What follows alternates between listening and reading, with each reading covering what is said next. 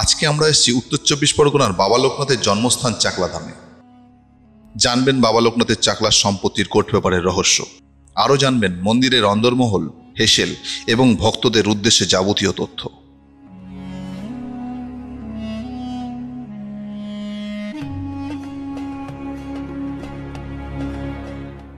নমস্কার, আমি দেবাশিস। আজকে আমরা চলে এসেছি উত্তর 24 পরগনা জেলার লোকনাথ বাবার মন্দির চাকলাধামে। আজকে আমরা আপনাদের জানাবো চাকলা মন্দিরের কিছু ইতিহাস, লোকনাথ বাবার জন্মবৃত্তান্ত, এছাড়া লোকনাথ বাবার কিছু অলৌকিক কর্মকাণ্ড ও তার কিছু তথ্য। এবং এই তথ্য আমরা জানতে পেরেছি এই চাকলা মন্দিরের হিসাব রক্ষকের কাছ থেকে। চলুন আমরা সেখানে গিয়ে কথা বলি।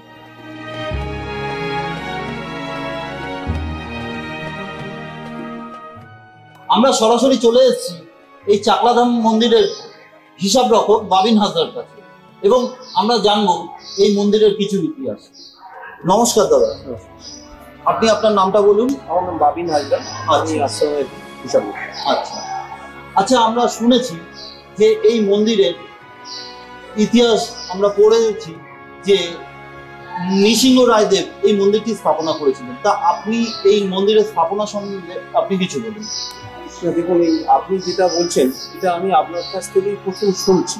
আচ্ছা, এবং আমি আমি যা ডকুমেন্টস স্টাডি করেছি তাতে এরকম আমি কোনো ইয়ে পাইনি।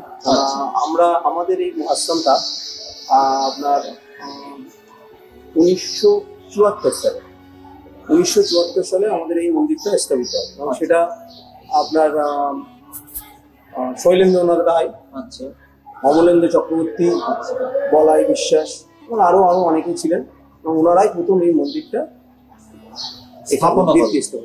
আচ্ছা,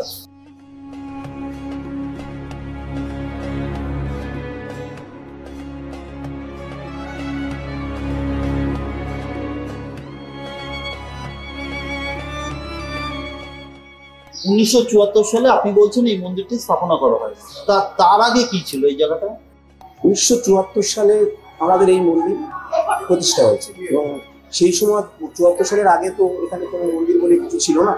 তখন এখানে যেইটা পবিত্র স্থান, এটা আমাদের যারা বাবা ঠাকুরদা তাদের পূর্বপুরুষ যারা ছিলেন তাদের কাছে গল্প মুখে, মানে আমি আমার দাদুর কাছে যেরকম গল্প শুনেছি এবং আগে যেরকম বাইরের বিভিন্ন জায়গায় মানুষ মলমূত্র ত্যাগ করা যেরকম হয়, কিন্তু এই জায়গাটায় পার্টিকুলারলি কেউ আসতো না। পবিত্র জায়গা হিসেবেই এই জায়গাটাই পড়েছিল এবং বাবার যে বাড়িটা দেখছেন এটা বাবার পৈতৃক সম্পত্তি, যেখানটায় বাবার মূল মন্দির। আচ্ছা, এবং এটা এখানে ওইভাবে একটা ঢিবি মতন ছিল।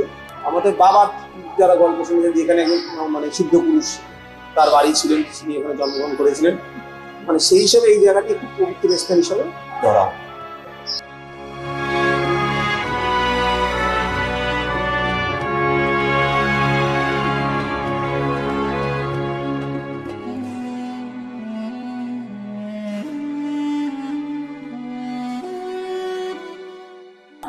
আমরা শুনেছি লোকনাথ বাবার জন্ম 1730 সালে হয়েছে। না, আপনি কোনো ভুল ইনফরমেশন আপনার কাছে আছে। আচ্ছা, 1733 ইংরাজি 1733 সালে বাবার জন্ম। আর আপনি যদি এটা আমাদের কোনো সাক্ষ্য প্রমাণও যদি জানতে চান, মানে আমরা তথ্য যেটুকু পেয়েছি আপনার কোনো তথ্য দেখিয়ে দিতে পারে। 1733 সালে বাবা জন্মগ্রহণ করেন। আচ্ছা, আপনি আমাকে দেখাতে পারবেন? হ্যাঁ, আচ্ছা, তাহলে চলুন দেখি। আপনি আমার ডকুমেন্টস আছে, আপনি আমার ডকুমেন্টস ফলো করতে পারেন। আচ্ছা, 1733 খ্রিস্টাব্দে বাবার জন্ম, তার প্রমাণস্বরূপ আপনাকে আমি দেখাচ্ছি। এটা হচ্ছে আপনার সরল বাংলার অভিধান, সুবলচন্দ্র মিত্র, উনি এই বইটা লিখেছেন এবং উনি মানে আমাদের যত মহাপুরুষ আছে প্রত্যেক মহাপুরুষের জীবনী এই বইটাতে আপনি পাবেন, এই ডিকশনারিটা। এবার এতেই আপনি আপনার এইটারই খণ্ড, এই দুটো বই সেম, এর পেপার খণ্ডটাই এখানে আপনাকে দেখাচ্ছি, যেটা আপনার লোকনাথ বাবার জীবনী সম্বন্ধে সমস্তটাই আপনি এখানে পাবেন। 1137 বঙ্গাব্দে 24 পরগনা অন্তর্গত চাকলা গ্রামে ওনার জন্ম। ওনার পিতার নাম রামনারায়ণ ঘোষাল, মাতার নাম কমলা দেবী। তার শিক্ষাগুরু ছিলেন ভগবান রঞ্জন বন্দ্যোপাধ্যায়। এবং ইংরাজি সাল হচ্ছে আপনার 1733 খ্রিস্টাব্দ। আপনি এই বাংলার এই সালটা ক্যালকুলেশন করলে আপনি ইংরাজি সালটা ওখান থেকে পেয়ে যাবেন। আচ্ছা, শুনেছিলাম যে বাবা একবার কোনো কেসের সাক্ষী দিতে কোর্টে গেছে, তা সেই বিষয়টা একটু আপনি সঠিকই শুনেছিলেন। এটা আপনার ঢাকা নারায়ণগঞ্জ কোর্টে বাবা একটি যে কোনো ফৌজদারি মামলায় বাবাকে সাক্ষী স্বরূপ কোর্টে হাজির করা হয়। আচ্ছা, এবং সেই সময় উনি বাবাকে জিজ্ঞাসা করা হয় যে যেরকম এখন যেরকম জিজ্ঞাসা করে আপনার নাম, আপনার বাবার নাম, সেরকম উনি ওই নারায়ণগঞ্জ কোর্টে উনি ওনার নাম, ওনার বাবার নাম সেটা উনি ওখানে বলেছিলেন এবং তার পুরোপুরি আমাদের কাছে আছে, সেটা আপনাকে আমি দেখাবো, তথ্য দেখাবো। এবং তার সঙ্গে আপনার কিছু অলৌকিক ক্রিয়া সেই সময় বাবা দেখিয়েছিলেন কোর্টে। বাবাকে তখন বলেছিলেন যে আপনার কত মানে বয়স কত, তখন বাবা হয়তো তার একটা তার যা শারীরিক অবস্থা তার থেকেও হয়তো বেশি বয়স, হয়তো আমার বয়স 5 বছর, আমি বলছি আমার বয়স 35 বছর। আর সেরকম বাবা তার একটা বয়স জজ সাহেবের সামনে বলে এবং জজ সাহেব বলার পর তখন জজ সাহেব বলে আপনার বয়স এত হতে পারে নাকি, সেটা আপনি ভুল বলছেন। তখন উনি তখন বলছেন তাহলে একটা কাজ করো, ওই যে দূরের একটা যে গাছ দেখতে পাচ্ছেন আপনারা দেখতে পাচ্ছেন, তা বলছে হ্যাঁ আমরাও দেখতে পাচ্ছি, সবাই গাছটা দেখতে পাচ্ছি, কিন্তু গাছটার অপোজিট সাইডে মানে সারিবদ্ধভাবে লাল পিঁপড়ে উঠে যাচ্ছে। বলছে আপনারা কি দেখতে পাচ্ছেন যে ওই লাল সারি পিঁপড়ে উঠে যাচ্ছে, সেটা কি আপনারা দেখতে পাচ্ছেন? তখন তো সেটা সাধারণ মানুষের তো সম্ভবই নয়, বাইরে। তখন বাবার যে কতটা ঐশ্বরিক শক্তি, তখন জজ সাহেব বলে নেই যাও তো দেখো উনি সত্যি কথা উনি বলছেন কিনা। তখন উনি ওনার যারা সৈন্য যারা ছিলেন কোর্টের লোকজন তারা গেলেন যে ওনার সত্যি যাচ্ছে। এই সমস্ত বিভিন্ন অলৌকিক ক্রিয়া আপনারা বাবার আরো অনেক অলৌকিক ক্রিয়া যেটা আপনার হয়তো বলতে বলতে আমার শেষ হয়ে যাবে, তবু শেষ হবে না। আর আপনাকে যেটা বলেছিলাম যে তথ্য প্রমাণ দিয়ে যে বাবা তার মানে বাবার নাম সমস্ত যে সাক্ষী দিয়েছিল সেই সাক্ষীও তো আমার কাছে আছে, আপনারা এটা দেখতে পারেন।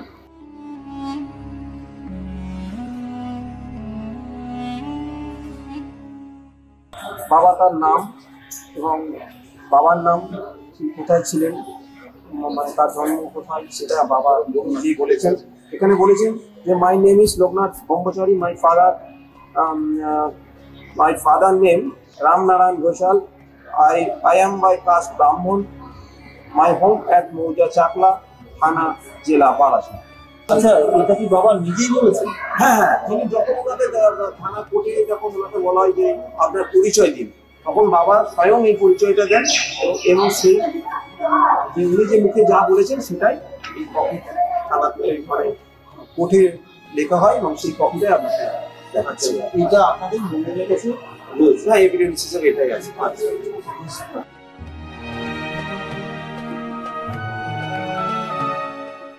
লোকনাথ বাবা যখন নাকি তার গুরুদেব ভগবান গাঙ্গুলির সঙ্গে বেরিয়ে যান এবং তারপরে কি উনি চাকলায় ফিরে আসেন? হ্যাঁ, উনি যখন হিমালয় থেকে সিদ্ধি লাভ করেন, সিদ্ধি লাভ করার পর উনি চাকলায় ফিরে আসেন এবং বাবা তো আপনার যে আমরা যাকে উদঙ্গ সাধু জানি, বাবা কিন্তু উদঙ্গ সাধু ছিলেন, সেই জন্য উনি আমাদের এইসব লোকালয়ে যখন এসেছেন তখন আমাদের চাকলায় আসেন, কিন্তু আমরা চাকলার মানুষরা তাকে চিনতে পারি। আচ্ছা, উনি আমাদের লোকনাথ ব্রহ্মচারী। আচ্ছা, তারপর আমাদের গ্রামের মানুষরা ছিলেন, তখন তাকে সভ্য মানুষ মানে একদম উলঙ্গ মানুষকে তো সভ্য জায়গায় থাকতে দেওয়া যায় না, তখন সবাই তাকে জোরপূর্বকভাবে এখান থেকে বিতাড়িত করে। আচ্ছা, এবং এখান থেকে যাওয়ার পর উনি চলে যান ঢাকা বারোদ্বীপ। এবং সেখানকার জমিদার ভারতের জমিদার বাবাকে ওখানেও সেম মানে অসুবিধে শুরু হয় এবং সেখানকার জমিদার বাবাকে একটি বস্ত্র দেয়, যে বস্ত্রটি বাবা দেখবেন একটু পরিধান করে আছে সাদা বস্ত্র, একটা বস্ত্রই উনি মানে সমস্ত শরীরটাকে একটা বস্ত্র দিয়ে উনি ঢেকে রাখেন। এবং ঢাকাতেই ওনার মানে ঢাকা বারোদ্বীপেই ওনার হচ্ছে ঢাকা বারোদ্বীপেই ওনার আশ্রমও আছেন এবং ওনার ওখানেই আপনি যত লীলা বাবার যা লীলা সবই উনি ওখান ওই আশ্রমে থেকেই দেখিয়েছেন। আচ্ছা আচ্ছা,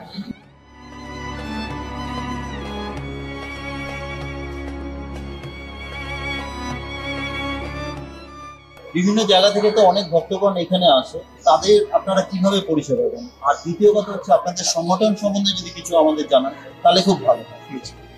দেখুন, আমাদের যে আপনি যে জায়গাটা এখন দাঁড়িয়ে আছেন, যে লোকনাথ জন্মস্থান চাকলা, আমাদের যোগাযোগ ব্যবস্থাটা আপনার একটু দুর্বল। আচ্ছা, এবং সেই জন্য আমাদের আশ্রমে আপনার 3 টাইম পুজোর ব্যবস্থা আছে। আচ্ছা একটা আপনার 8:30টায়, ওটা বাবার বাল্যভোগ। আচ্ছা আর দুপুর 12:30টায় ওটা হচ্ছে বাবার রাজভোগ। আচ্ছা এবং সন্ধ্যে 5:30টায় বাবার সন্ধ্যা আরতি। আচ্ছা কিন্তু এই সন্ধ্যা আরতিটা আবার মানে শীতকাল এবং গ্রীষ্মকাল দুটো সূর্য অস্ত যা নিয়ে একটু সময়টা কম বেশি হয়, এটা আমাদের পুরোহিত মশাইরা ঠিক করে দেয়। আচ্ছা আর এছাড়া আপনি আমাদের এখানে দুপুরের ভোগ সেবা করতে পারেন। আপনারা এখানে 2 ধরনের ভোগ আছে, একটা খিচুড়ি ভোগ আর একটা রাজভোগ। আচ্ছা 2 ধরনের ভোগ আছে এবং যেটি দুটি ভিন্ন জায়গাতে পরিবেশন করা হয়। আচ্ছা। আমাদের বিভিন্ন সেবায়িতরা আছে যারা দূর দূর ভক্তরা আছেন সেই ভক্তদের ডিস্ট্রিবিউট করে দেয় সেই ভোগ। আর এছাড়া আপনি আমাদের আশ্রমে বছরে আপনার 3টি উৎসব হয়। একটি বাবার তিরোধান উৎসব, যেটি হচ্ছে বাবার দেহ রেখেছিলেন ঢাকা 12 থেকে, এই 19শে জ্যৈষ্ঠ মাসের 19 তারিখে বাবার তিরোধান উৎসব হয়। এছাড়া অ্যাকচুয়ালি বাবার যে জন্মদিন, পার্টিকুলার সেই জন্মদিনটা কিন্তু আমরা কেউ জানি না। শ্রীকৃষ্ণের জন্মদিনটা আমরা সালটা জানি, কিন্তু বাবা কোনদিন জন্মগ্রহণ করেছিলেন সেই জন্ম তারিখটা আমরা কেউ জানি না। সেই জন্য শ্রীকৃষ্ণের জন্মদিন আপনার জন্মাষ্টমীর দিন বাবার জন্মদিন ধরা হয়, এবং সেই জন্মাষ্টমীর দিন আমাদের এখানে একটি উৎসব হয়। আরেকটি উৎসব হয় যেটি হচ্ছে কার্তিক মাসের শেষ শনিবার। মানে কার্তিক মাসের শেষ শনিবার পারিবারিক মঙ্গল কামনার্থে মঙ্গল দিন।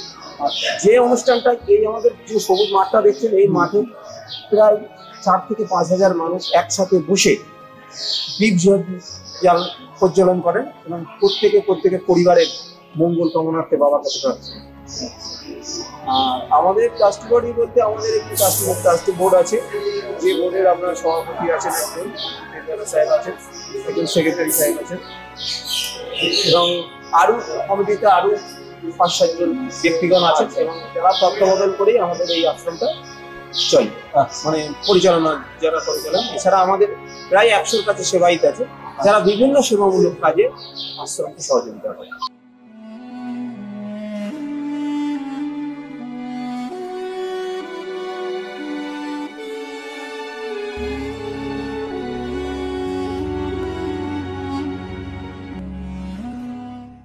চাকলায় লোকনাথ বাবার মন্দিরে প্রত্যেক দিনে পুজো হয়।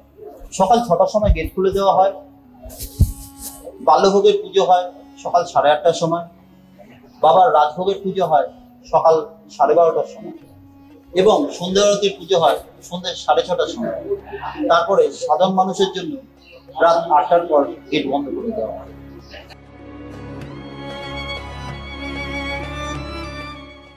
আমরা এই মন্দিরে আরেকজন সেবাই সজল নাগের থেকে এই মন্দির সম্বন্ধে আরো কিছু তথ্য জানেন। নমস্কার। নমস্কার। আচ্ছা, আপনি এই মন্দিরে সম্বন্ধে আরো কিছু তথ্য দিয়ে আমাদের একটু জানান। এটা হচ্ছে বাবার আতঙ্ক। আচ্ছা, বাবা এখানে জন্ম হয়েছিল, কিছু সন্ন্যাসীরা ছিল এখানে 1 সপ্তাহ ধরে, তারাই নিজেরাই বলেছিল যে বাবার এই জায়গাটাকে আপনারা ইয়ে করবেন না, এটাকে খারাপ করে এখানে পুজো করুন, শিব বসিয়ে দিয়ে এখানে সেই হিসাবে এটাকে তৈরি করা হয়েছে। আচ্ছা,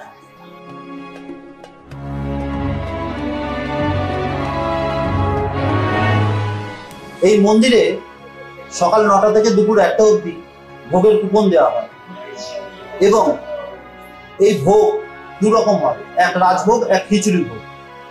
তার বিষয়বস্তু আপনারা এখানে দেখতে পাচ্ছেন। আচ্ছা সজলদা, এটাই কি মন্দিরের সাধারণ মানুষের জন্য ভোগ রান্না করার জায়গা? হ্যাঁ, এখানে ভোগ রান্না হয়। আচ্ছা, সাধারণ ভোগ এখানে রান্না হয়। আর এটা হচ্ছে আমাদের এখানে 2 রকম খাওয়া আছে, একটা হচ্ছে রাজভোগ আর একটা হচ্ছে খিচুড়ি ভোগ। খিচুড়ি ভোগ তো হচ্ছে মন্দিরের পিছনে আর একটা বড় ভোগের ঘর আছে, এখানে রান্না হয়। এটা হচ্ছে 75 টাকার খাওয়া, আর 35 টাকার খিচুড়ি সবজি পায়েস খাওয়া ওটা ওখানে। আর এখানে হচ্ছে পোলাও, চাটনি, পাঁপড়, পায়েস, চেয়ার টেবিলে বসে যাচাই করে খাওয়ানো হয়। আচ্ছা, তাহলে আপনার মানে এইখানটা রান্না করা হয়, আর খাবারের জায়গা হচ্ছে দোতলা? হ্যাঁ, খাবারের জায়গা দুটো। আচ্ছা, আর তাহলে এটা হচ্ছে জন্য। আর বাবার ভোগ যেটা নিত্য ভোগ রান্না হয়, সেটা বাবার ভোগটা ওই পাশে আছে, আমি দেখাচ্ছি আপনারা। আচ্ছা, তাহলে ওই দিকে চলুন।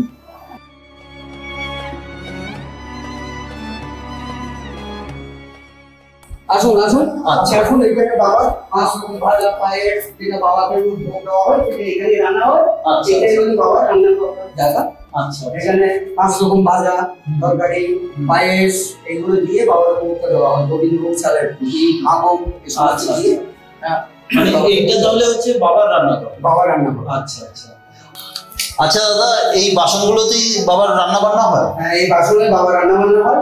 আর পাথরের থালা বাড়িতে 5টা থালা বাবাকে ভোগ দেওয়া হয়। এই পাথরের বাকি থালা এগুলোকে দিয়ে আর এক্সট্রা সব আলাদা আলাদা করে দিয়ে বাবার ভোগে দেওয়া হয়। আচ্ছা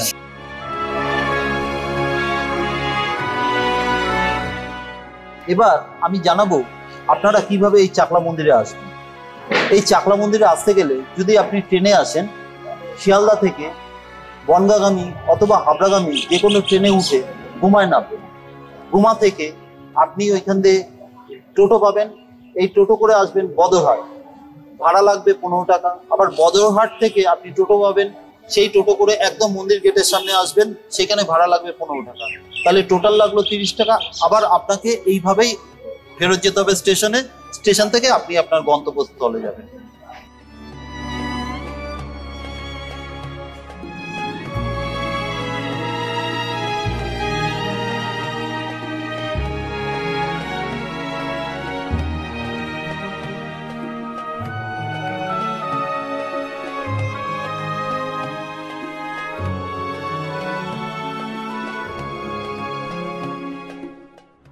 চাকলা মন্দিরের সেবায়তদের থেকে জানা যায় 1890 সালে বাংলাদেশের বারোদিতে বাবা লোকনাথ মহাপুরাণের পথে যান। চাকলা মন্দিরে আমরা যখন সবাই আসি তখন একটি কথাই আমাদের মনে সাহস যোগায়। বাবা লোকনাথ বলেছিলেন, রণে বনে জলে জঙ্গলে যেখানে বিপদে পড়িবে আমাকে স্মরণ করিও, আমি তোমাদের রক্ষা করিব।